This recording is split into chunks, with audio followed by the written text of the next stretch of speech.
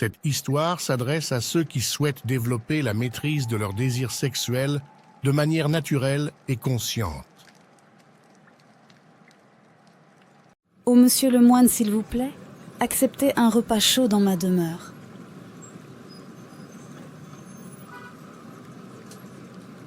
Oui, je veux bien. Quoi? Est-ce qu'il vient d'accepter l'invitation de cette prostituée? Je dois intervenir. Surya, tu sais bien que c'est une prostituée. Ton statut ne te permet pas de te rendre chez elle. Frère Atman, cette dame vient de m'inviter gentiment chez elle. Tu es naïf. Elle m'a honoré et je ne peux pas refuser. Viens avec moi, je suis sûr que tu seras le bienvenu également. Jamais. Je mettrai les pieds chez elle. Ok, comme tu veux. On y va, madame. Suivez-moi. Non, mais je rêve. Il la suit pour de vrai. Je dois le rapporter au maître immédiatement.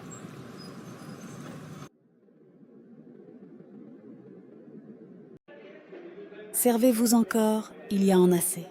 Merci, madame. Je suis rassasié. D'accord. Je sais que dans la tradition bouddhiste, les moines ne bougent pas pendant 4 mois lorsque la saison des pluies arrive. Et durant cette période, ils doivent rester en un seul endroit. Alors je vous invite donc à rester dans ma maison pendant les 4 prochains mois, vu que la saison des pluies va commencer bientôt. Je vais demander à mon maître. S'il m'autorise, alors je viendrai. D'accord.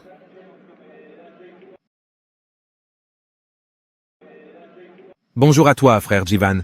Tu ne devineras pas la scène à laquelle j'ai assisté ce matin. Que s'est-il passé? Le jeune frère, Surya, a accepté l'invitation de Malik Taha, la riche prostituée de la ville. Il l'a suivie jusqu'à chez elle. Vraiment, je trouve ceci honteux, et cela ne peut pas être ignoré. Penses-tu qu'il y ait vraiment de mal à cela? Le simple fait d'être chez elle est un déshonneur pour un moine. Peu importe ce qui s'est passé, il a terni notre réputation. Notre code de conduite est clair, et il a enfreint ses règles. Je dois donc en parler au maître. Merci pour votre invitation. Je dois dès à présent quitter votre palais et me rendre au temple. Je vous raccompagne. Oui, Atman, tu as demandé à me voir? Maître, Surya doit être arrêté. Malik Taha l'a invité chez elle et lui a proposé de rester pour les 4 mois à venir. Mais un moine qui séjourne dans la maison d'une prostituée, ce n'est pas correct. Calme-toi et laisse-le venir à moi. Mais, maître, ne comprenez-vous pas les conséquences de cette situation? Notre réputation est en jeu. Tout comme l'océan peut être calme en surface, mais tumultueux en profondeur, les apparences peuvent être trompeuses. La vérité réside dans le cœur. Je ne me trompe pas, maître.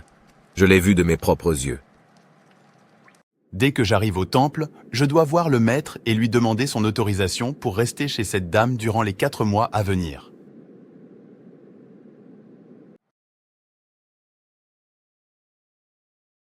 Maître, une femme m'a invité à rester chez elle pendant les 4 mois de la saison des pluies.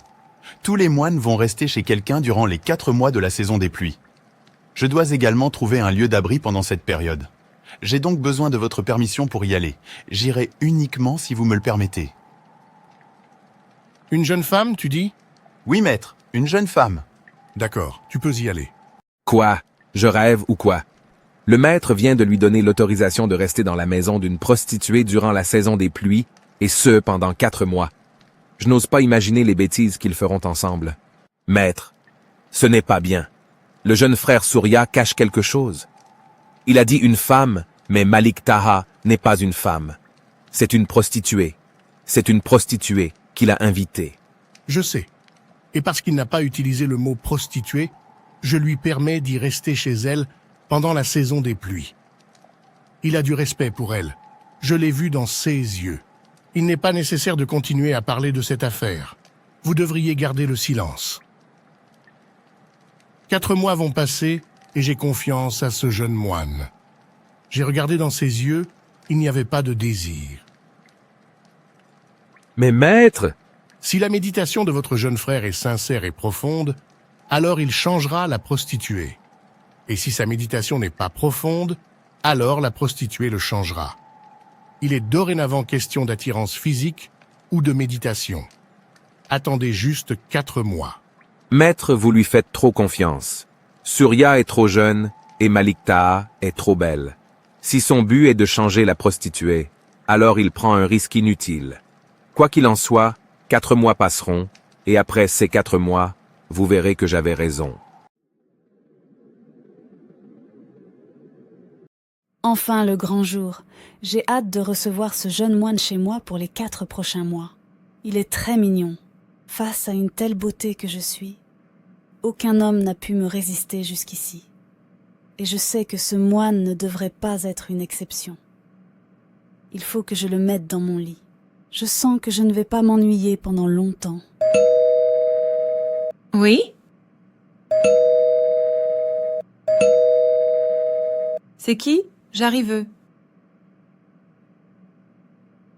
Ah, c'est vous! Ne restez pas dehors, venez.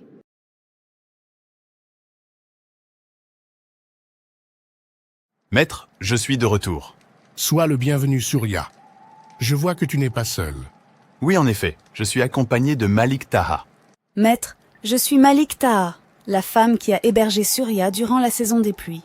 Durant ces 4 mois, je reconnais avoir tout fait pour séduire ce jeune moine. Mais tout cela s'est avéré inutile. Au lieu de cela, il a réussi à me convaincre par sa conviction que la vraie vie consistait à tout faire pour comprendre qui j'étais véritablement. Si vous êtes d'accord, je souhaiterais à présent offrir une partie de mes biens à la communauté des moines afin de soutenir leur mission et contribuer à l'amélioration de leur environnement. Hein? Je rêve? Ou c'est réel?